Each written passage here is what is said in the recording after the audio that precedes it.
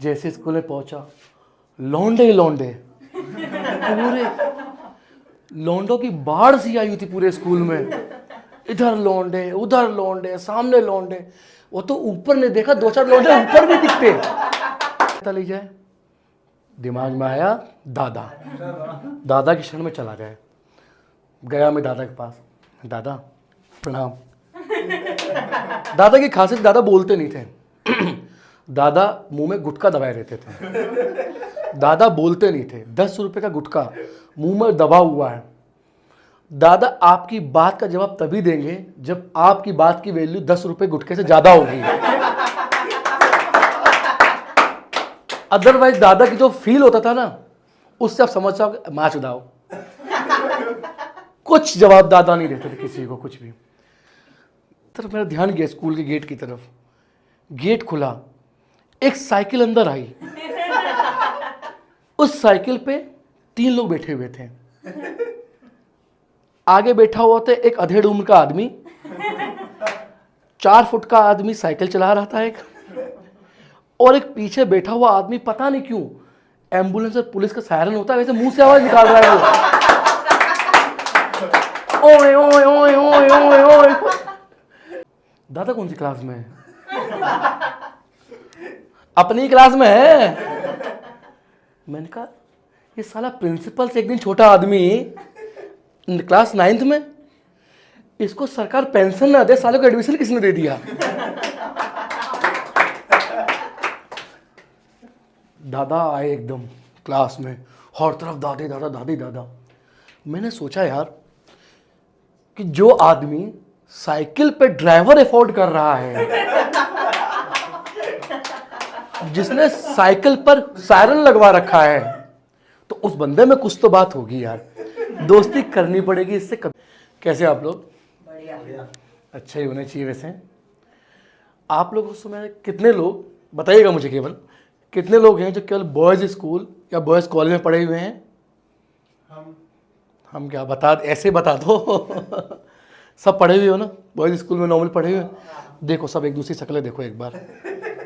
देखो देखो सबकी एक दूसरे से मिलती शक्लें कि नहीं मिलती हैं? गलती हम लोगों की नहीं है, हम लोग बचपन से ही लौंडों को ही देखते हुए आ रहे हैं एक दूसरे को।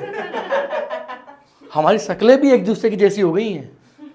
बस डिफरेंस केवल इतना है, किसी की दाढ़ी है, किसी की दाढ़ी मूछें हैं, किसी की केवल मूछें हैं, तो कोई केवल चिकना है।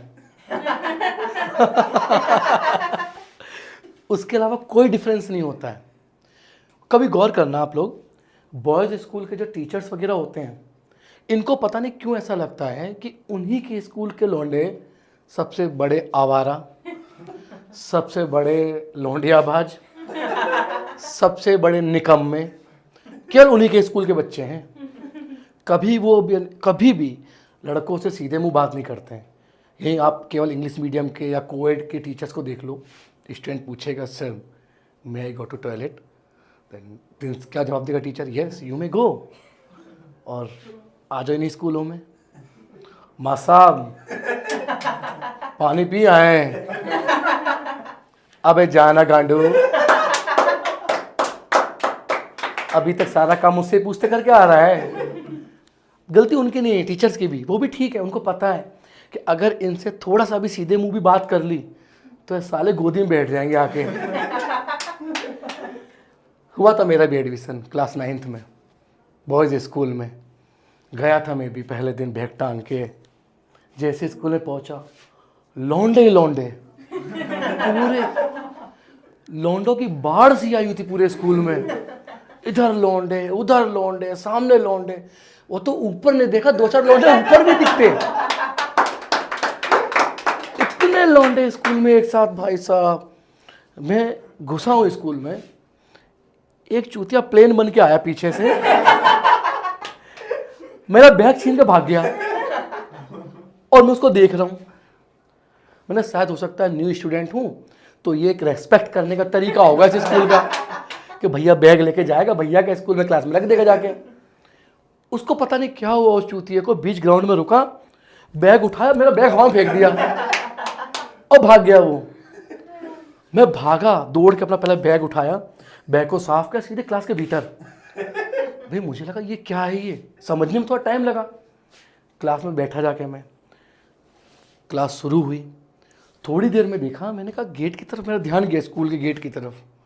गेट खुला, एक साइकिल अंदर आई। उस साइकिल पे 3 लोग बैठे हुए थे। आगे बैठा हुआ था एक अधेड़ उम्र का आदमी, 4 फुट का आदमी साइकिल चला रहा था एक, और एक पीछे बैठा हुआ आदमी, पता नहीं क्यों एम्बुलेंस और पुलिस का सायरन होता है वैसे मुंह से आवाज निकाल रहा है वो, ओए ओए ओए ओए ओए ओए।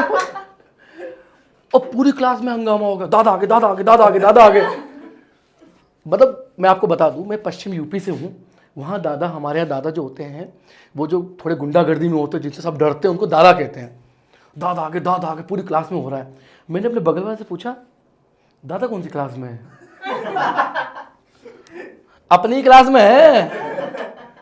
मैंने कहा ये साला प्रिंसिपल से एक दिन छोटा आदमी, क्लास 9th में, इसको सरकार पेंशन ना दे, साले को एडमिशन किसने दे दिया?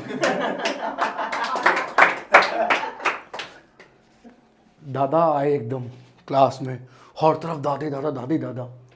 मैंने सोचा यार कि जो आदमी साइकिल पे ड्राइवर अफोर्ड कर रहा है, जिसने साइकिल पर सायरन लगवा रखा है, तो उस बंदे में कुछ तो बात होगी यार। दोस्ती करनी पड़ेगी, इससे कभी ना कभी तो काम आएगा ही दादा। जब हम लोग क्लास 9th 10th में होते हैं तो क्या होता है, आपने भी नोटिस किया होगा, हमारे सबके अंदर एक कीड़ा होता है, या तो क्लास बंक करेंगे या स्कूल बंक करेंगे।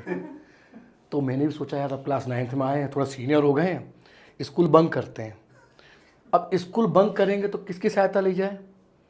दिमाग में आया दादा, दादा की शरण में चला जाए। गया मैं दादा के पास, दादा प्रणाम। दादा की खासियत, दादा बोलते नहीं थे। दादा मुंह में गुटखा दबाए रहते थे। दादा बोलते नहीं थे। 10 रुपए का गुटखा मुंह में दबा हुआ है। दादा आपकी बात का जवाब तभी देंगे जब आपकी बात की वैल्यू 10 रुपए गुटखे से ज्यादा होगी। अदरवाइज दादा की जो फील होता था ना, उससे आप समझ जाओ माच उदाओ। कुछ जवाब दादा नहीं देते थे किसी को, कुछ भी। मैं गया, दादा क्लास स्कूल से भागना है दादा। दादा अच्छा। यहाँ बेटा, यहाँ बेटे, स्कूल से भागना है, इधर आओ। दादा बाहर ले गए मेरे को क्लास से। दादा ने दिखाया, वो दीवार दिख रही है दूर से? मैंने कहा दिख रही है। उसमें छेद दिख रहा है तुम्हें? दादा दिख रहा है। घंटी बजे लंच में, बैग उठाओ सीधा भाग जाओ। भागते भागते जाना, जब दीवार थोड़ी सी दूर रह जाए बैग फेंकना ताकत से। बैग बाहर, छेद पे पैर रखना, दीवार पर चढ़ना, कूद के तुम भी बाहर। ठीक है। सुन के इतना खुश हुआ मैं अंदर से, बस दादा महान, दादा महान, दादा महान वाली फील आ गई अंदर से। भाई दादा ने स्कूल बंक कराने की पूरी प्लानिंग बता दी। घंटी बजी, बैग उठाया, सीधे भागा मैं, आंख बंद कर सीधे भागा। प्लान के अकॉर्डिंग पहले क्या था? पहले फेंकना था बैग। मैं भागा, दीवार बस थोड़ी सी दूर रह गई थी, तो मैंने पूरी ताकत लगा के बैग फेंक दिया। तो बैग गया बाहर। अब मैंने देखा जैसे जैसे मैं दीवार के पास जाता जा रहा हूं, छेद मेरे सिर से ऊपर होता चला जा रहा है। जब दीवार के पास पहुंचा, साला छेद 3 फुट ऊपर हो गया। अब मैं उछाले मार रहा हूं खड़े होके, वहां छेद तक नहीं पहुंच पा रहा हूं। फिर थोड़ी देर में ध्यान है, साला बैग भी बाहर फेंक दिया। अब तो अब मैं अंदर कैसे जाऊं? फिर ध्यान आया, इस मुसीबत से कोई नहीं बचा सकता, केवल दादा के अलावा। मैं भागा, साला दादा भी गायब क्लास से। अब जो सिचुएशन थी, मैं इतना डरा हुआ था, इतनी फटी हुई थी मेरी डर की वजह से। एक तो लंच के बाद के जो क्लासेस थी, पीरियड्स थे, मैंने कहा बैग भी मेरे पास में नहीं है, और दूसरा साला बैग भी बाहर फेंक दिया है, तो ऐसा ना साला कोई कबाड़ी वाला लेके चला जाए उसको वहाँ से। तो वो दिमाग जैसे जैसे भगवान का नाम लेते लेते पूरी क्लास निपट गई। चलो क्लास ख़त्म हुई। मैं क्लास जैसे छुट्टी की बेल बजी, मैं भागा हूँ वहाँ से। और सीधे मैंने देखा, मैंने कहा पहले देखता हूँ बैग कहाँ गया मेरा। जैसे ही बाहर पहुंचा देखा दादा मेरा बैग पकड़े हुए चाय पी रहे हैं बाहर।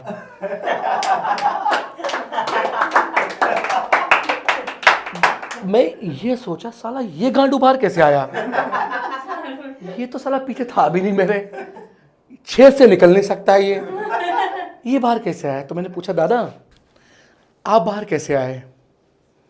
दादा ने कोई जवाब नहीं दिया। मैंने दादा आप बाहर कैसे आए। यहाँ बैठे, अपनी ना गेट कीपर से सेटिंग है, जब किसी को बाहर आना होता है या किसी को निकलवाना होता है तो गेट कीपर से बोल देते तो बाहर निकल जाते हैं। मैंने कहा अच्छा बैग लाओ। बैग लिया और दादा में रख के दिया।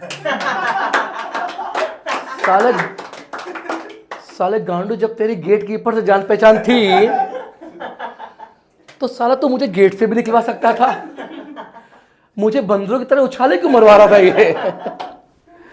Okay thank you, that's my time. ठीक।